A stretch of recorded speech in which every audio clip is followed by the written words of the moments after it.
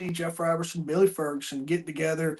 I put a little title with it today, Billy. Here's what I come up with. I was sitting in my thoughts, and it's live on the Second Chance podcast: business, leadership, and lessons learned. All How about right. that? How about That's that? that just sounds really professional there, Jeff. Yeah. If um, we got a little bit of all three though. It's what I was thinking. I was like sitting finding something that was going to ring through the title there of tonight, and so it's like I was trying to find a closure, and I was like lessons learned. So tell me what you got any good news going on this week?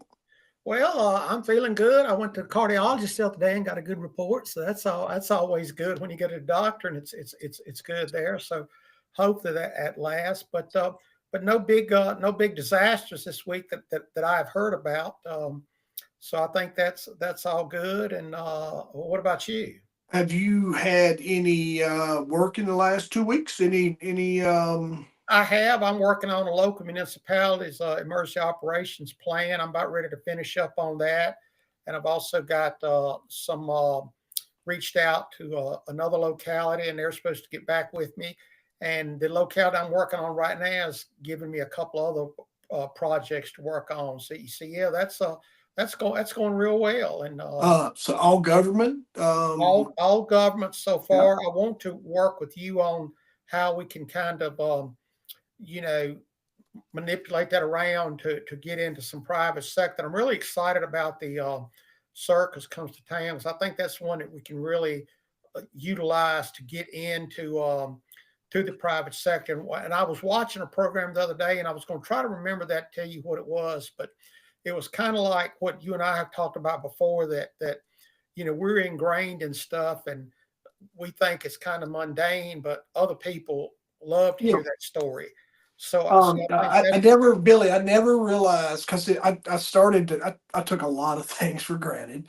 And I try to speak openly about that now, but I never, all that stuff kind of brushes through because you don't want to carry an ego of all the cool stuff that we got to do. We got to do some really cool stuff. absolutely, Um, absolutely. and so, but you always kind of just let it brush off because I never wanted to be like, oh, guess what I did today.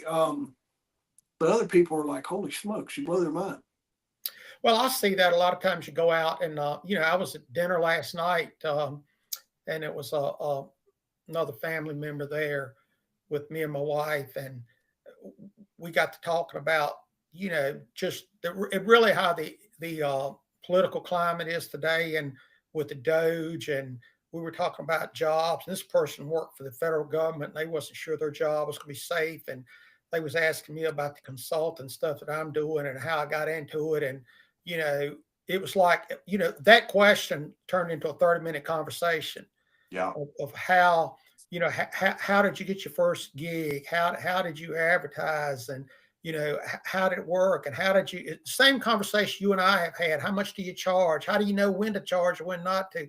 The same type stuff. And I'm sitting in Taco Bell, and like I said, this one question turned into a 30-minute conversation, and we even left it, hey, we need to talk some more about this and everything. Same stuff you and I did. But here's, and I tell you, I love to help you with this because I overlooked it. But we carry with your experience, we don't put dollar values on that. And when I podcast, I tell everyone I'm 12th grade education. Um, we could probably count that as 10 because I just barely skated through because I was in EMS, but that came really easy to me. So all of my other skills, my college degree came through my public safety experience and then later my business experience. So we sometimes overlook, well, I don't have a degree or I don't have this. So we get a little bit of imposter syndrome that goes back to that. I don't want to carry this heavy ego about all the cool stuff that I did because in your world, it wasn't such a big deal, but where it is another. So you carry a little bit of imposter syndrome and you devalue the information that you bring to the table. And that's something I've worked hard to really communicate to you with. And I can relate to that. It I can remember coming up and he, probably even before you and I knew each other, and going through programs, and later on people would, and here it goes sound egotistical, but people go, well, how did you learn this stuff? You must be the smartest person in the world. And I'm like, no, I do this every day.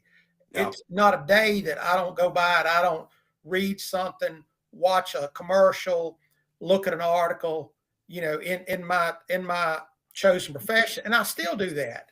So it's like, it's not that I'm smart. It reminds me of an old analogy. I was talking to a guy one day, and he was a musician, and he was telling me that he was having a conversation with somebody one day and said this was the best piano player he ever saw in his life, and said he told this piano player, he said, I'd give anything to be able to play that piano like you do. And said the guy said, would you give 8 hours a day every day of your life? Because Yeah. that's why I play that piano 8 hours a day every day of my life for practice. So I do get that. And you was talking about the imposter syndrome. I've had conversations with people, and I'm sure you saw this being in law enforcement. It was like that it was hard to go to Walmart or hard to go to Kroger because people knew what you did. And if they Yeah. saw a police car go down the road with blue lights on or an ambulance go with red lights on, they thought you knew everything about that call and stuff. And then you had to explain it to three different people. And then one answer led to another. Well, it was a wreck down there. Well, who was it? How bad was Who it hurt? was? Yeah. But it's like, and after a while, you end up going to Walmart in the middle of the night or Kroger in the middle of the night, so you don't have to put up with that. And I told my wife one day, and I'm certainly not comparing you and I to celebrities, but I can understand why when, Dale Earnhardt walks through a crowd somewhere and you got 10,000 people yelling at you. I go through Walmart and you just got two ask you about the wreck. After a while, it gets aggravating. So I can see how that sometimes those folks may come across as a little rude when it's not meant to be. It's just that you get tired of hearing that same question. I'll tell you a funny story about that. I was getting a haircut one day, and it was this lady that I knew for quite some time, and we had a relationship that I could say stuff like this, and I know you can relate to this because you know the area here. And she was asking me, she said, "Well, I saw this ambulance go through Redwood the other day." She says, "Where were they going?" And I called her by name. I said, "Paula, you work at Ply Gym, don't you?" She said, "Yeah." She says, "Yeah." I said, "Well, I seen this Ply Gym tractor trailer going down 220 the other day. Where were they going?" She said, "Well, I don't know where they're going." I said, "Why do you think I know where that ambulance was going?" I don't listen to that 24/7. And even when I do, you know how it was. It gets where it's in one ear and out the other. But you could tune in to what was really, really important there. So, I can't. When I start a conversation, sometimes it's hard for me to be quiet. So I lose. If I go to walk, that happens to me. I lose 30 minutes. So sometimes I'm just trying to avoid it to get in and get out because yeah, someone asked me that. I'm like, well, how you doing? And next thing you know, you done killed 30 minutes of your time and you're behind and all those things too. But it goes back to something we had said in one of the earlier episodes about just the community leadership that you have in public safety and you have in EMS, and it leads into two conversations that I love talking about. Um, where we're from, you live and work amongst your clients, and so your best friend. You're working an accident with your best friend in it, and or your the kids nowadays, kids that go to school with your kids, and families upon families, and there's a certain level of accountability comes from that. But I was talking to a police officer from Milwaukee the other day, and they, they lived.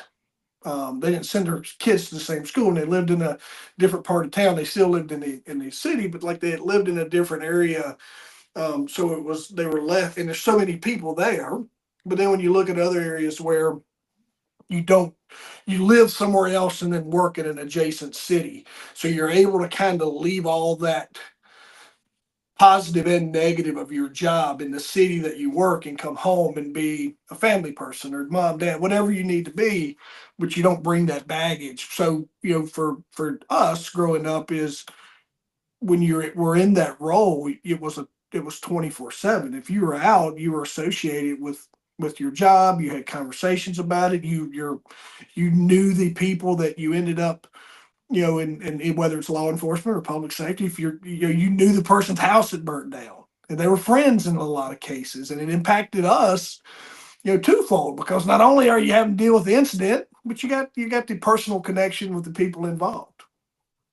Yeah, and I definitely see that, and I like just to add on to that. I think that a lot of times that by doing that, you don't realize the impact you had on somebody's life, because I can't tell you the times I've had people come up and call me by my name and tell me that, well, yeah, you picked me up in that wreck back in 1983, and I was down, and I'm like, I'm sitting there in my mind, and I'm going like, who is this? And because I had a contact with that person for 5 minutes or 30 minutes at the most, but it was Yeah. a life altering event on their side. They wrecked the car or the house burnt down or whatever, and 30 minutes after that call, I was on to something else, and it really never resonates with you. But in law enforcement, public safety, and lots of other jobs too. But I think more importantly than it's, I don't want to say our jobs is more important, but I don't see a librarian or the tax collector having that impact that we have. Because a lot of times when we show up, and law enforcement is a little bit different, but fire and EMS shows up on your worst day. Yeah. They don't never show up on a good day, and law enforcement is pretty much the same way. And in my previous job, I was supervisor of animal control. Also, nope, the animal control officers don't show up to give Fido an award for the cutest puppy in the Right. county. They go show up for somebody that's called and complained. Yeah. And it's the same way with us. I'm going to show up when your house is burning down or you're having a heart attack. And law enforcement's a little bit different, but not a whole lot. I mean, the blue lights come on, it ain't pulling you over to give you the best driving award. It's for something Yeah. else. Yeah. Very seldom in those cases is law enforcement cheered. Even once you're just, as the same, most time you get into those hotbed domestic situations. By the time you start resolving it, everybody's done turned on you. Absolutely. Yep. Well, from Um, what I understand, statistics, that's the biggest threat to law enforcement is on yeah. domestic calls and everything. And we would have the same thing to some extent, and that plays on your mental health. And I know that's close to your heart. And I think that Yeah. sometimes that we may not call it PTSD, but I think it. I know things that I've seen in my career that I could sit right here and tell you things 25 years ago that just as good like it happened yesterday, and it has to be ingrained in your brain there somewhere. Whether it be good, it's not all bad. Some of it is good, but in retrospect, I wouldn't change it for the world. I've had a great career and still having it. Just trying to expand it into other avenues right now. You will hear that, Billy, referred to as a moral injury. Where we're not quite PTSD, we're not quite, but we've had something that has affected us. In this case, we're talking about. Hang on a second. I'm going to show you.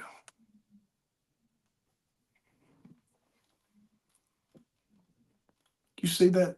Here we go. I just popped up. Yeah. Yeah. So look, this was remember me telling you about Kenny Mitchell, Yeah. Okay. Chesapeake, right? He Right. does the event on oh shucks, Operation Yellow Tape, You're right. and Absolutely. his speaker was Rob Swan. And basically Rob Swan broke it down, and the more he was talking, I was like, wait a minute, man. So right here, and I'll link this in here as well, but this is a right here's kind of what a moral injury is. Simply put, moral injury happens when you engage in, witness, or fail to prevent actions that go against your core values or belief. It's not the shock or fear that PTSD brings. It's the overwhelming guilt, shame, or betrayal of your own moral code. So anyway, he was talking about that. And this one was, it doesn't happen because you made a bad decision. It's your personal ethics.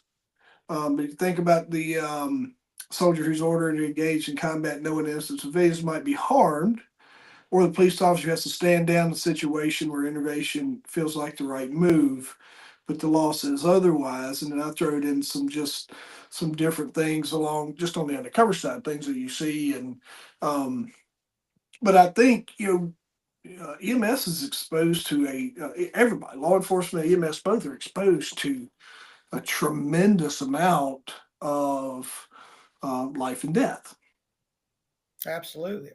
Absolutely. More than, well, I don't want to say every decision is made, but a lot of the decisions is made involve life or death, right?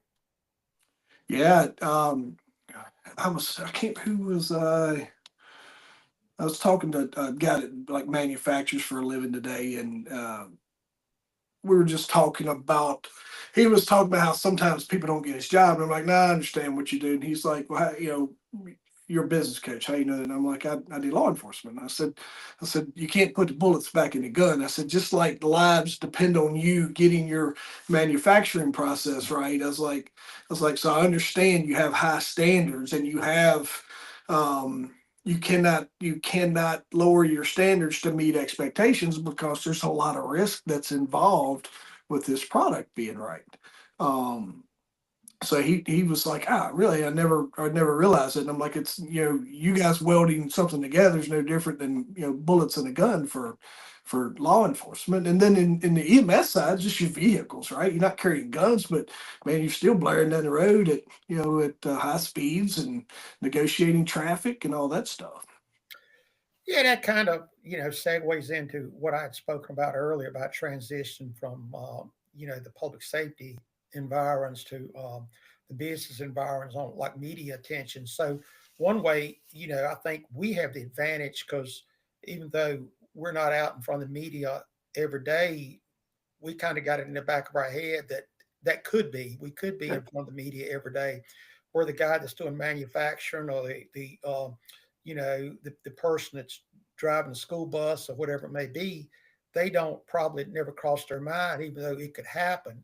And I think that that's where that we've all got to be prepared to think that 5 minutes from now, I can be in front of a camera trying to explain where this is, and and like I said, kind of segueing into that, you've got to be prepared because there's going to be a story on the 6 o'clock news tonight, whether you told that story or whether you know Aunt Ethel down at the Exxon station told that story, because that's their job is to get that story, and they're going to keep trying till somebody talks to them. And I think it's better that you get out in front of it, and you can make the media your friend, or they can be one of your worst enemies.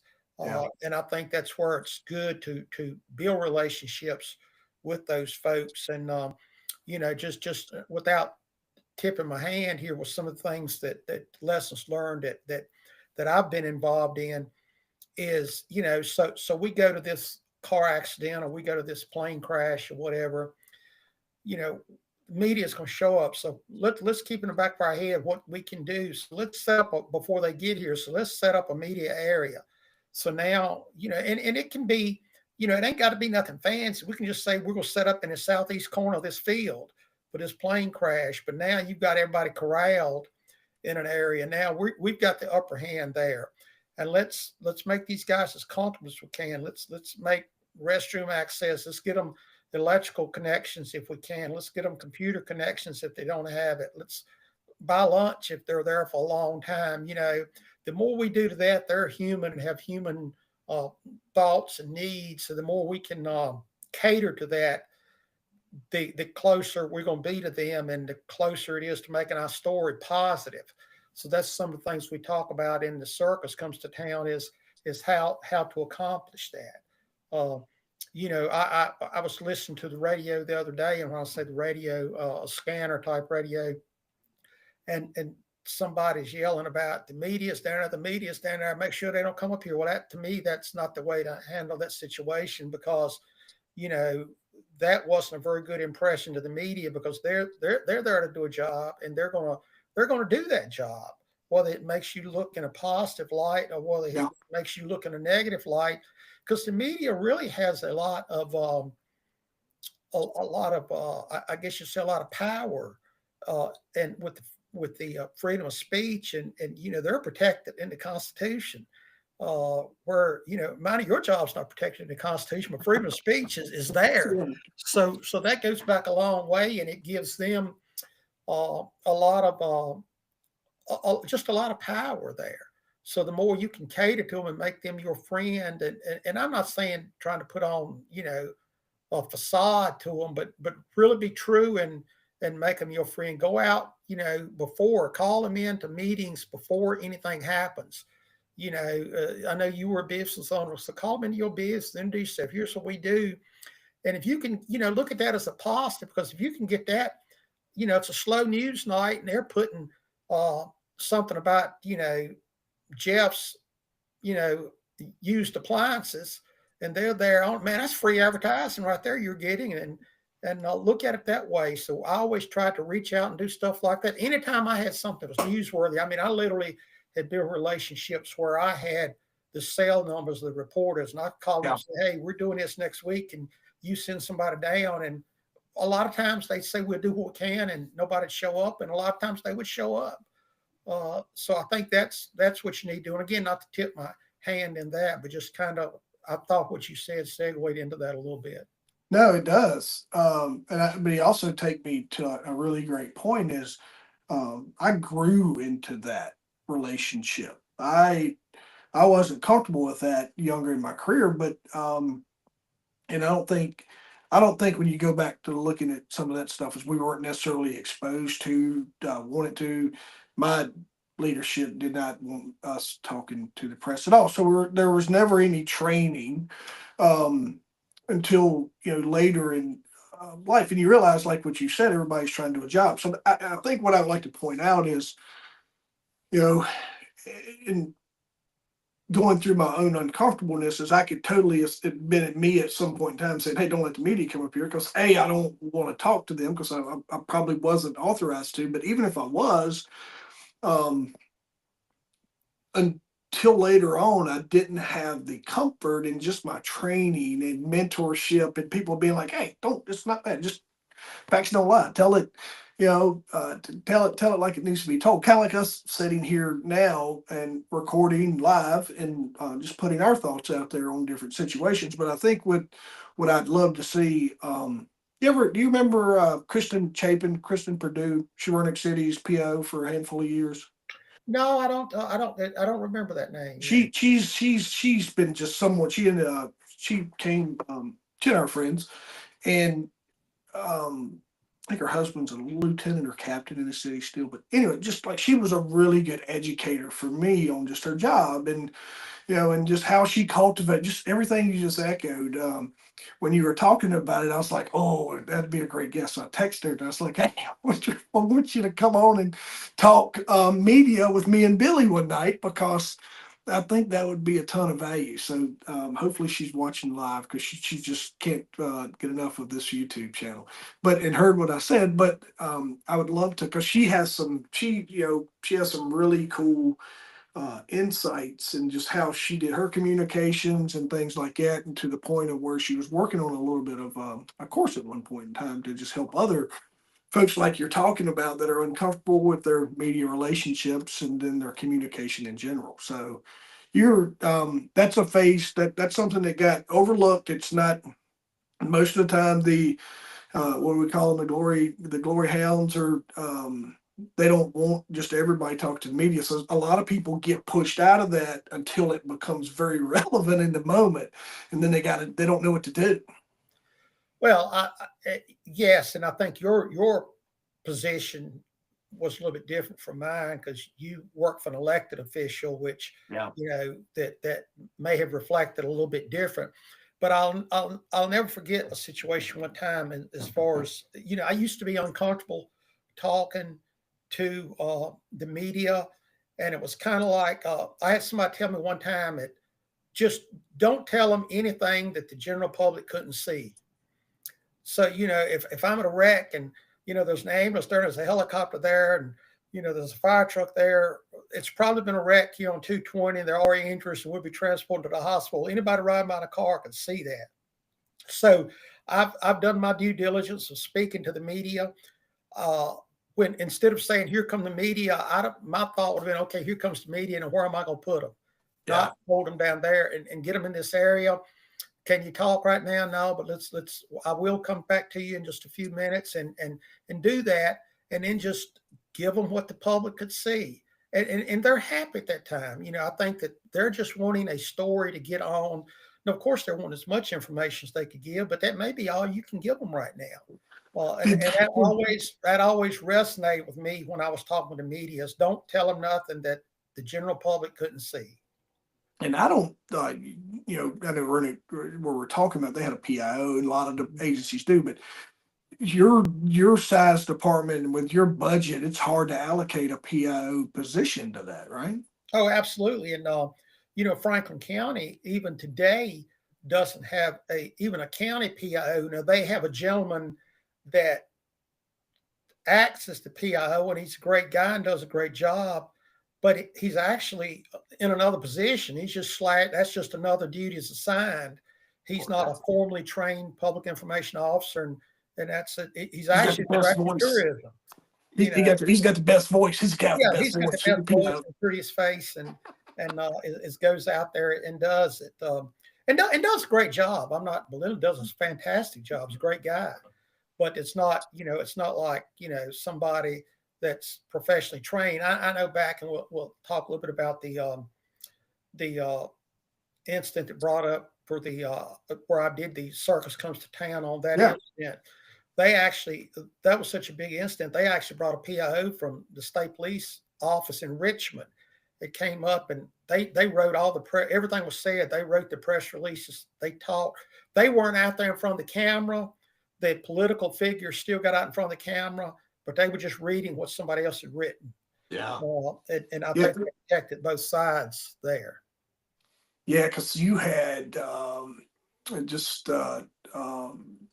you probably had, 20 agencies represented at something like that, 15 to 20 at least. Oh, we probably had at least 20. We had everything from local fire and EMS to Homeland Security and CIA there, really FBI, Secret Service, all there. And then we had probably 50 or 60 media from the local news post in the local municipality to CNN and Fox and all your national networks and even international networks that were not on site but were calling in wanting to know, because when something like that, especially in today's world, it's even a little bit worse now. When something like that happens, within seconds, it's all over the world through social media and stuff. It was a while back, there was a school shooting. It was the last school shooting. I want to say it was in Tennessee. And I actually saw it on X before they ever put it on the news. I mean, like 5 or 10 minutes, and all of a sudden there's a Fox News pops up with a breaking news announcement. I'm like, well, I knew that 5, 10 minutes ago. I mean, so it's just really out there. And again, you can make the media your friend or your foe. And then I think that's a good point to relay to not only governmental work like we did, but also to private business and private sector, maybe even a little more, because they never expect something like that. So I think it's going to be a good program. We were finally able to get it out, and I think that'll be my segue into the private side a lot there. The one thing I tell you too on your business to close that out, I got a couple things I want to ask you from a leadership side on your business, and this is something to think about. When I was on the phone the other day working with a client out of Texas, and he and I were back and forth and running some ads. We're talking about this, and I was like, "Hey," he was looking for contractors. I'm like, "This is where you can find them." So think about this right now, where you're heavily into where a lot of your clients are government, but it's also one of those opportunities for your government clients to. This is what I'd like to see you do is just take, and I can help you with this. Is just let's put together an awareness flyer, something flyer, a Google Doc. It doesn't have to be anything, an email that has just an awareness and educating your government partners who not everybody's going to know that this is a requirement. When you get into your economic development areas, it's just something of a value that they could provide to other business owners. Just saying, hey, here's what Billy does. This is why, if you're a business of this, these are the reasons why you need it. but what you might be able to do is have we may be able to get your economic development or someone like to host you to come in and have businesses, pay you to train up all at the same time or whatever that might evolve. But I think what I would not hesitate at all to create some value and a little bit of awareness type content to provide with your government partners that you're working with now to say, hey, this is something that applies to the businesses in your area as well. And the one thing that I really preach inside of government and when it comes to the business side is you want to make, I mean, people can do business anywhere they want to. Mm-hmm. So you want to make sure you're business friendly and on the regulatory side, folks don't know what they don't know. And I run into that. And even myself, sometimes I go, well, I didn't know about that one. And you're always coming across some little weird rule.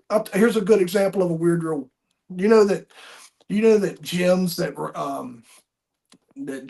that hold memberships, like membership gyms, is required to register with with the Health Club Registration Act in Virginia.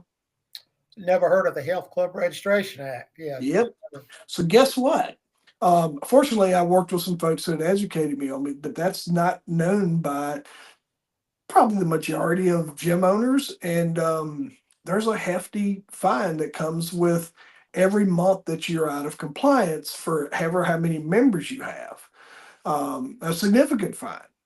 And so like there's things like that that are always popping up. So the stuff you're doing and the work you're doing, like so I read your post or you're dialing in your messaging and all those things and you're educating like you and I talked about. But think about that sometimes, Billy. And for the folks that's listening, this is your business little tip of the day about finding the people that are kind of have the audience that you're trying to reach and working with them and providing them with value that helps them, especially in this case.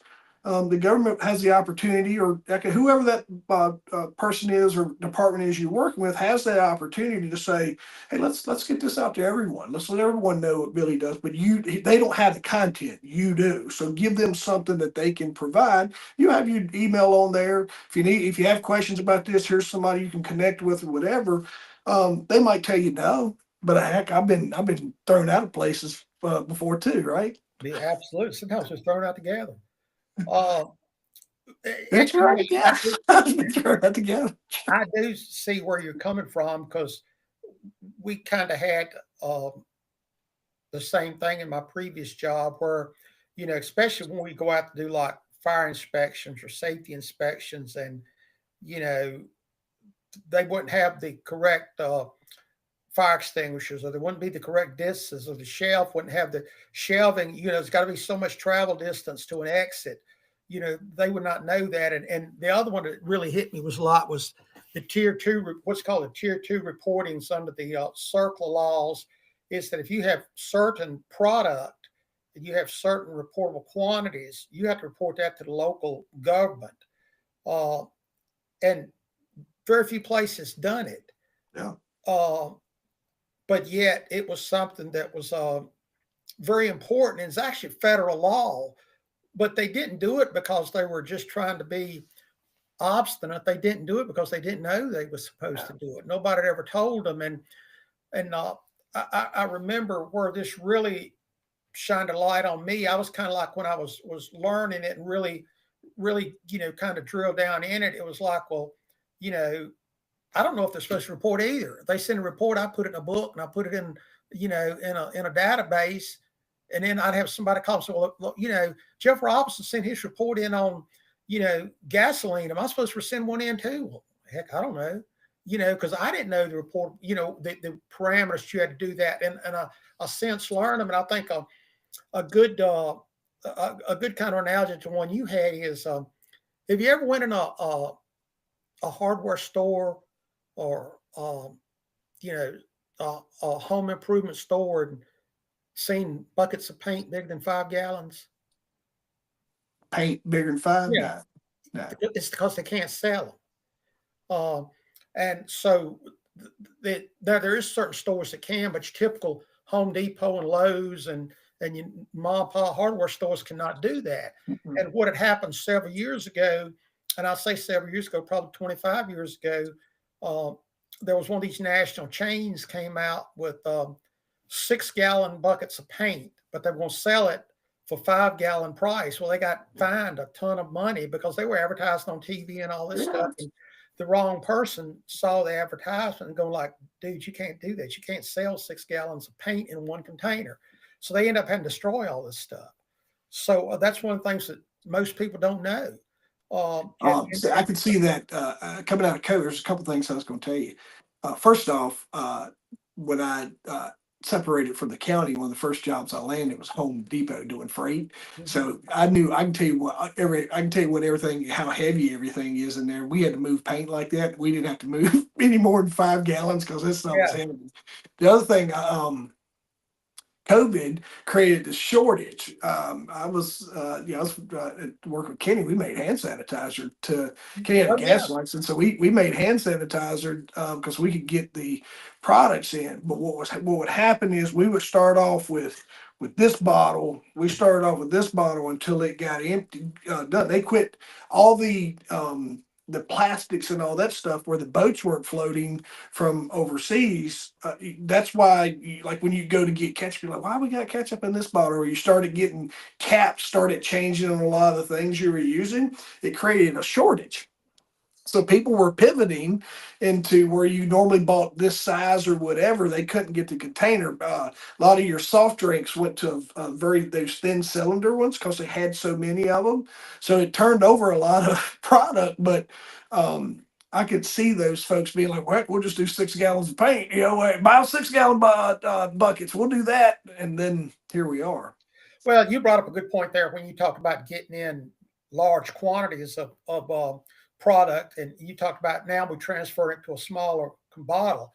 Well, that opens up a whole new set of rules. When you transferred it from that shipping container to another container, there's special labeling rules that goes into place when you do that. And just a quick example: if you kept that in your hand and you stayed in immediate work area, it didn't have to be labeled. But the minute you gave that to somebody else, then it had to have a label, certain information on it. So that's stuff that the general public does not know. Yeah. That Ferguson Safety Solutions kind of gets out there and provides that information to you. And a lot, again, when especially your smaller businesses, now you take your Walmarts and places like that, they've got probably hundreds of people that all they do is do this kind of stuff. But when Billy Ferguson wants to go down and open up a steak and shake down on the corner of Winston Road, he's never opened up a steak and shake before. And you trying to abide by the law, but you may not know. And I'll give you another example that I was talking to a colleague here about.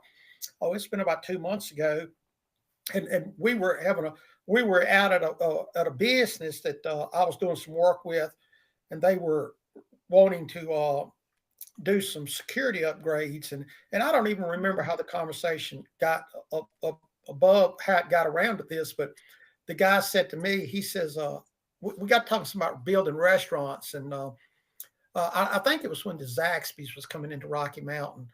The guy said to me, he said, well, I can't tell you how big it is, but I can tell you how big it ain't going to be. And I said, what do you mean? He said, I guarantee you it's going to be under 5,000 square feet. And I said, well, why is that? Because he says, it's over 5,000 square feet, you got to put sprinklers in it. And he says, basically all restaurants will be 4,995 feet. Yeah. Because there's different kind of seating, different kind of sprinklers. There's lots of things. But again, your general public does not know that. I'll tell you who's a good source to Billy is Joey Pugh. He's done some. That's what I figured. He's done some.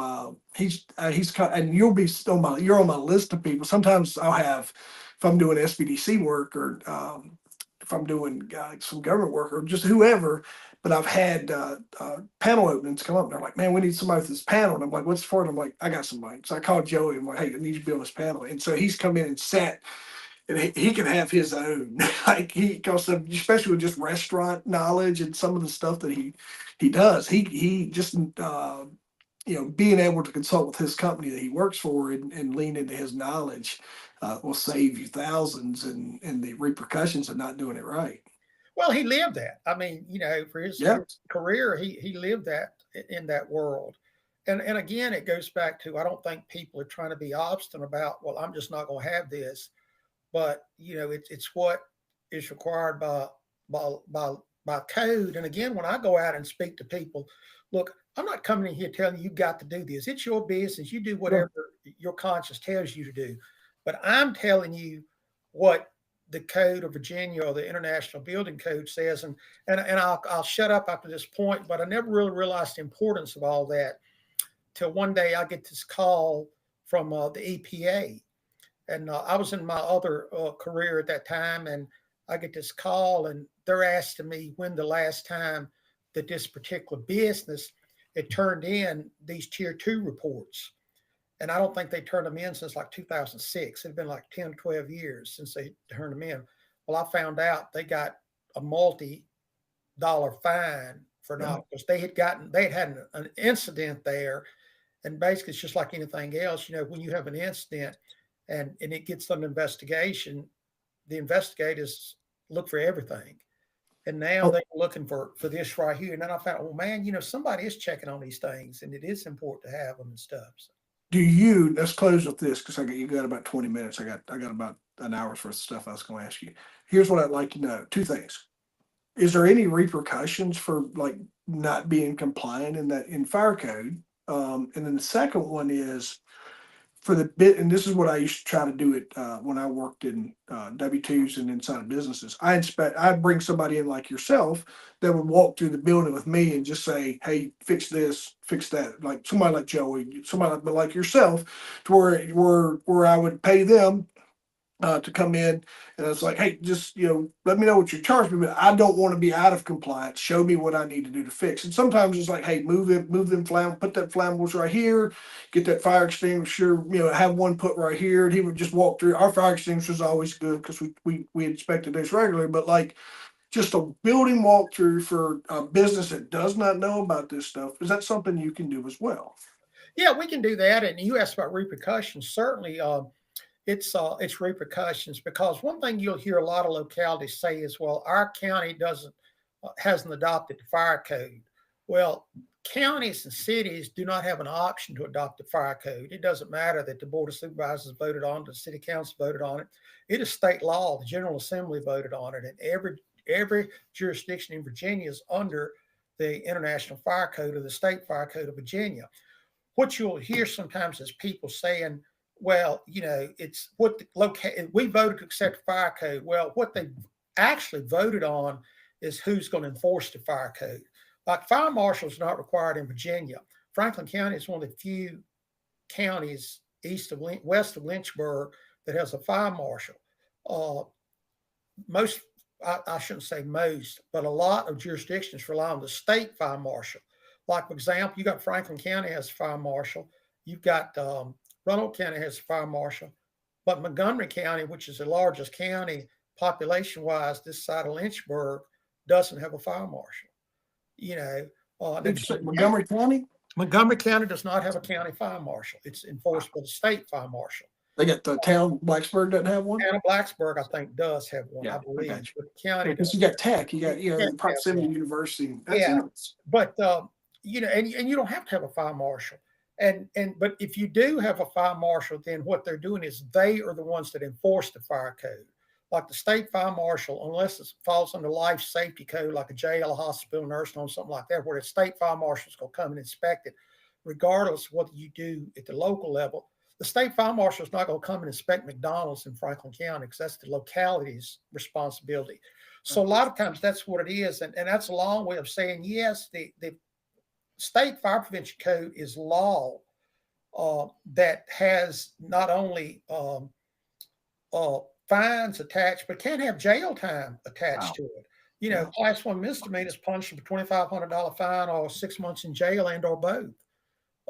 That people may not realize that if I'm not hanging this fire extinguisher, or I didn't hang it 36 inches off the floor, or I chained this door shut, that those have law behind them. They're codified and have law. Now, the opposite end of that is you'll hear people sometimes refer to NFPA. NFPA is not law. NFPA is a standard, and there's very few standards that are codified in law. And the one that comes to most to the forefront is the FAA standards. FAA standards, Federal Aviation Administration, they are codified into law. Yeah. But like NFPA, it's just recommendations, it's standards. Now, where you've got to be careful with that, Jeff, is, and I will shut up, I promise, after this. You good? You know, if you're not going by certain NFPA standard and something goes wrong and we go to court, well, me as the prosecuting attorney, I'm gonna come and go, well, Jeff or Mr. Robertson, I've got the NFPA 1500 code here that deals with X. Now, here's 20 experts that have signed off on this, and 95% of the fire departments in the nation go by this code. What do you know that they don't? Help us enlighten us here. What do you know that, because we want to get these other 95% on board. So, that still pulls a lot of weight, even though it's not codified. Yeah. No, I can see that. So, folks, if you don't do anything else, just connect, and you got some good opportunities. I think and I can help you craft that, that message. Here's what I was going to ask you. I've been following. We if you go back 3 episodes ago, we got deep into the LA fires, and I wanted to recap a little bit of things, and where I put it on kind of the little to-do list that I keep for us on where my brain gets going. Because here's what I would say: I never, in my government side of work, I never got to where I was in that kind of that intermingling with some of your higher echelons, your county administrators. Like I'm friends with a lot of them now, but as in a different capacity as a business advisor that's helped their folks or spoke for them or whatever that might be. But you've been in a unique situation. This is where I want to pick your brain. So we went back to just a recap: LA fires, mayor's out of town, off watch. The reservoirs are empty. You got the lady at the water thing, so that's her role, and then we got our fire chief. And then our fire chief is tasked with putting out the fire. But you've got some inefficiencies that led up to that. Billy, I don't. I understand there's going to be accountability, but they fired the fire chief, but they didn't. They didn't offboard and free up the future of the lady that was in charge of keeping the reservoirs full. Any insight from you, just because you've been a little closer in those decisions, that why a county administrator, in this case a mayor, would fire one and not all. It kind of left me confused on whether some internal whatevers, but and then here's the thing that came. I was just reading. I didn't realize this. Like she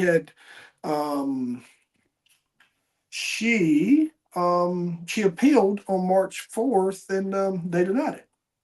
She was the fire chief was appealing to get her position back, and the council denied it. And they've already, they got a temporary in there, or what have you. And so anyway, there's this. I look at this, and so I was going to ask you about that, of your opinion on, why just the one person? It seems like there's a lot of folks that needed to be. There's a little bit of accountability there of, I think that they all shared maybe. That's a good question, a good point. I think it would have to be drilled down into a little bit deeper. I think that the first thing that kind of jumped out to me on that, even before the fallout, and you and I had discussed about fallout even on the second chance, but also texting back and forth, is I think there was some conflict there, was some tension between the mayor and the fire chief previous to that. But I think there's also a difference in the department head responsibility, and that would be what the county policy for Los Angeles County said. I can speak for my jurisdiction. One of my duties was that basically anything that is going to be reported on the news tomorrow morning, I was to let the county administrations know as soon as I knew, or as soon as thereafter I knew. They didn't want to wake up and turn the news on in the morning and see that, half of Franklin County had burnt down, and the first thing they're seeing is on the news. They wanted me to call them, whether it's 10 o'clock in the morning or 2 o'clock in the morning. Uh, and I think that may have been the difference because, if the library had came up missing some books, they probably wouldn't have expected the librarian to call and report that. But if the library was on fire, they probably expected me to call and tell them the library is on fire. So that may have been a little bit different in why the water department person wasn't terminated.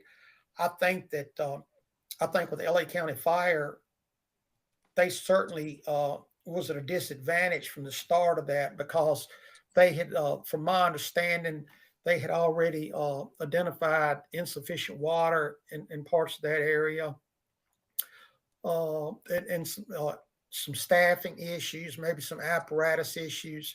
And I think that's lots of localities go by that and keep putting it off and putting it off. I could name several localities as we speak today that are probably would be in the same position LA County was in at that. Now, the other thing, Jeff, as far as uh, city council not listening to the chief's grievance there, and I know a county the size of LA County, they're probably unionized and have a union. It opens up a whole different thing than what I'm used to. But when I was the chief here, I served at the pleasure of the county administrator.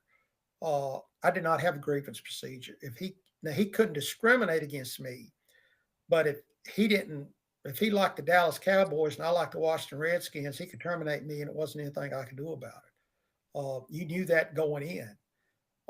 So unless it was discrimination, I didn't have a grievance procedure. So if I'd have been terminated and wanted to grieve it, I'd have had to done it through the legal system, not through a grievance procedure. I'd had to went and obtained attorneys and went that route.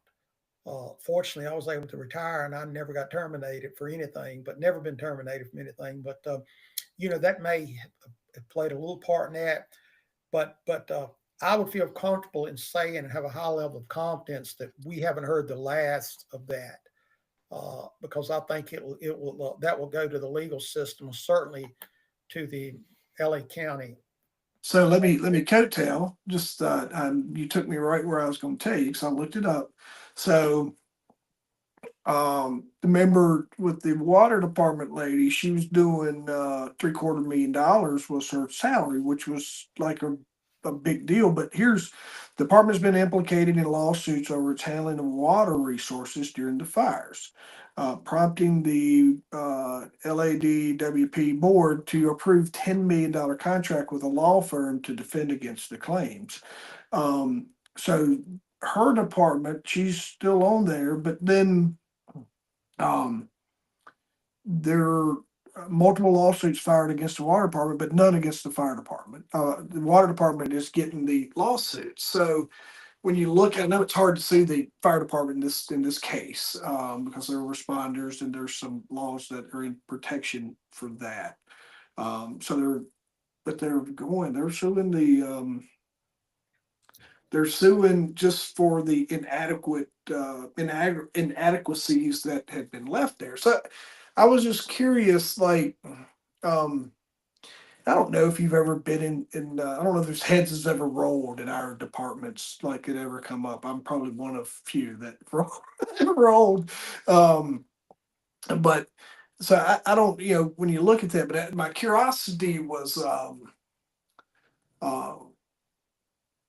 because like the mayor's statement on this from a leadership side of looking at accountability, and I think it goes a long way of being able to stand up and go, hey, I shouldn't have been a guy. I knew this was going on. This was scheduled. We had people in place.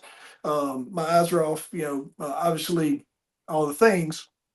But she was like, I'm not. I'm going to hold the person accountable that let me go. And I was that one kind of took me back a little bit too, just from a leadership accountability side. And I don't, you've worked in the public sector way longer than me, but there's been no point of leadership that I've ever learned to where I'm taught to finger point. Agreed. I think that where that again we haven't heard the end of this, and I think that that that fire chief could only present to the mayor and the board of what their shortfalls were. She couldn't force them to hire people. She couldn't force them to do water. So if she's got records, and I would feel confident she does, when FOIA requests start getting to be filed for her emails or for her speaking engagements and stuff like that, I think that she's going to be very well protected, uh, provided she did what she said she did, and she's going to come out of there pretty clean. Now, going back to the water person, I would say, and I'm trying not to get you and I in trouble with LA County, and we get extradited here in a day or two. But You I can't think start to talk in California. You do a weekend in county for telling your mind. what's that, buddy? I said you do a weekend in county jail in California for speaking your mind. That's it. So I think that what you may see is that the water department head will be relieved of employment at some point. But I think that while these lawsuits is going on, uh, that the longer they keep her employed, the more it puts the impetus of the failure on her Yeah, and not the mayor. that's a great point. The mayor is looking for a somebody to point the finger at later down the road.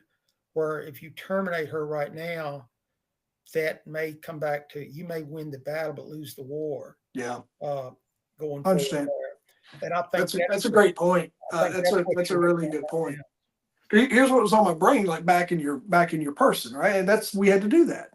I've been backed. I've been backed a handful of times. I'm like, hey, this is our guy. He made a mistake, or but the mistake didn't rise to the occasion of where we are now. But also, um, just in like the fire chief.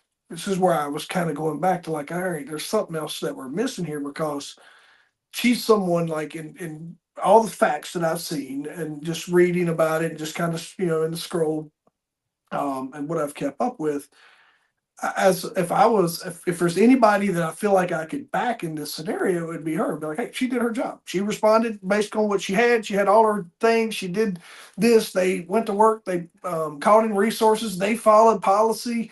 If there's anyone that I felt confident that I could say, all right, we'll back my chief. Um, that's why I was like kind of dumbfounded when I was like, oh, they're going. I mean, somebody's going to be held accountable. I have no doubt. And then I think the chief in general bore some negative press from some of the comments on the videos that they had made about carrying um, the one video where the firefighters like, oh yeah, if he's a man, he shouldn't have been in that situation anyway. I'm like, whoa, that's not the right thing to say, and just but no one understanding EMS sometimes those are you make those funny comments in your bay, but you don't necessarily want to put that in video that's going to be publicly broadcast, right? It's just a joke that sometimes is um, passed along inside of those public safety things, just about how hard that job can be sometimes trying to rescue people. But that's why I was like, I didn't understand why the fire chief was one of the first to go in this situation. I'm not sure I do either, but I will echo what you said about that comment, and also the comment. I don't know if you've seen it, but there was a national news reporter that asked the fire chief, "Did the mayor fail her in her time of need?" And her answer was yes. I would have probably not said that on camera, even though That's that would have been my thoughts, because that's kind of sealing your own fate right there. I think that we may have had some spirited discussions behind closed doors, but not on national TV. Uh, and yeah. Oh, and yeah, yeah, yeah. We'd been, we wouldn't have wanted to be hot mic there. It would have been yeah, on like neck bone because we'd have yeah. been I throwing think that down. she could have maybe reworded that a little bit, and I think that just threw gasoline onto the fire. And again, I think it goes back to there was some tension between those two even before that, from what I understood. And the end result is I don't think nobody's going to win this. I think the citizens of LA County is certainly not going to win. I would say that that fire chief will land on her feet somewhere better Speaking Or circuit, I mean, heck, she'll do good, even if yeah, she never goes back into the thing. Because there's a story there, Billy. It's a heck of right, a. absolutely. Well, we and I'm reflecting back to one of the other stories. Hey, New Orleans Yeah, police chief, she landed on her feet pretty well when she was terminated from Oakland. yeah, Uh, you know, but there's a story there, and there's the circles on TV, and but I think we can have a conversation probably a year from now. Then there'll be a new mayor in L.A. I think that we will see that too when everything is said and done. yeah. There's where she's been where somebody had recorded some of their stuff too. There's some noise out there on that. Folks want to consume that. um, there's some other stuff that's out there. I was just that was on my brain. That's why I put that on our topic. I got something else. I'm gonna save it. But it kind of teased me up to be able to continue this conversation about how government um, interacts with public safety, whether it be fire department, EMS, and law enforcement. And sometimes, and we're right on top of the hour. I got to end on time tonight, but the sometimes those three departments end up being kind of the scapegoat in some cases, and that's what I was going to kind of tell you about the some takes and some guys I've talked to and just different folks on um, some of the other law enforcement incidents that's going on to where, in my opinion, you know, there's a huge amount of government failures in um, just in how they process economy, how we've turned how we've let crime kind of take hold in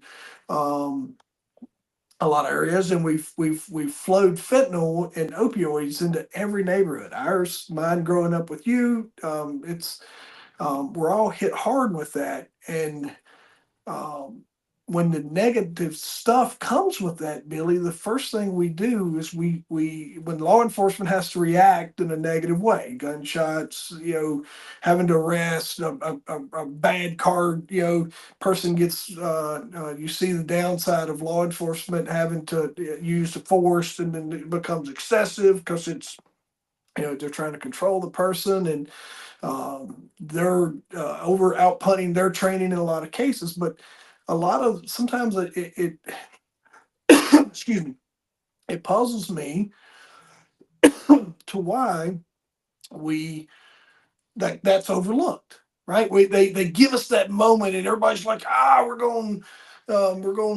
let's make a stance on this, or let's ride, or let's do this, but we overlook the fact that we wouldn't have been in this situation if the folks that we entrust to lead our communities um, would have curtailed some of these issues that create those moments. And that's what I want to tee us up for, kind of out of this, to where it sounds like this moment was created, whether through inefficiencies or whatever. They had what they had, no water, all that stuff.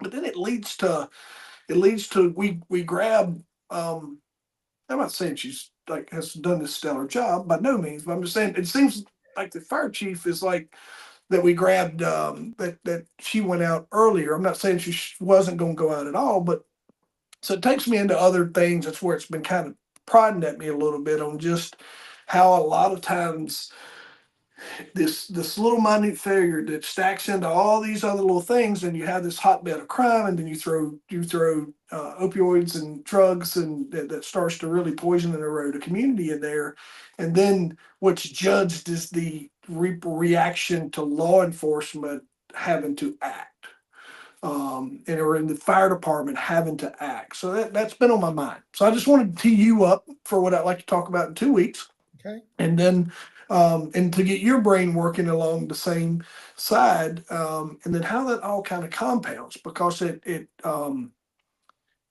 it's crazy, and just knowing some of these guys that's been affected on the other side, people who were born to help, who love to help, who've spent their entire careers helping get put in these situations where I feel like there's other layers of accountability that ends up in that responder's lap. I just like to that's what we'll talk about in a couple of weeks outside some business stuff if you want to. That sounds good to me, and I will leave you with this thought on that. I think that a lot of that comes back to to there's probably no higher profile position in the communities other than fire and police. Yeah. We get the most money to operate. We're out there in the limelight or in the negative light. So I think that's where we're going to be the first to fall when things don't go right. So I think that leads a little bit to that. But I think I know where you're going with what you're teeing us up with for next time. And, I think that will shed some more light on where we're leaving at tonight, some of the thought process. I hope everybody will join us in 2 weeks. And no, man, I want to share it because I value your opinion on the stuff. You're the guy that has taught me a lot and helped me approach things from a different view. And 20 year ago, Jeff couldn't have this conversation because I was, in a whole different space in my head. But it really piques my curiosity, and I want to. In my head, Billy, this conversation gets to live forever. And there's a young EMS and police guy who's going to come up and he's going to stumble upon this episode, and it's going to be like, it's something really good to think about as I'm approaching this, or these guys I know talked about this at one point in time. So I think just us kind of just prodding each other's brain a little bit on, and just kind of peeling back some of the layers of all areas of the work that we've been able to do, which is something that I think would be really cool to keep building off of that episode, because it did. Like I said, just to leave you with this, I was like, fire, why? I get it, but why now? I was it coming? Yeah, maybe, but it left my and maybe between now and then too, there'll be some other realizations come out on what kind of her exit reason plan, or why that was, and what the decision making was behind it. So maybe we'll come back with some more information too. So sounds good. I got to put a plug in for Ferguson Safety Solutions. We can help anybody out. Just give us a email. Take 37 minutes and tell them your email address, Billy. Well, I'm going to do the first one first. wferguson62@gmail.com, or as Jeff likes to say, william.ferguson@fergusonsafetysolutions.com. Or you can find us on LinkedIn or Facebook. So Jeff, thanks for the opportunity, buddy. Yeah, man. Let's loop back in, Billy, on that business stuff tomorrow or this weekend, and let me just give you some other insights on that, dude. But thanks for being with me, folks. Be sure to like, share, comment, follow along. We'll see you guys in 2 weeks. Sounds great. Thank you.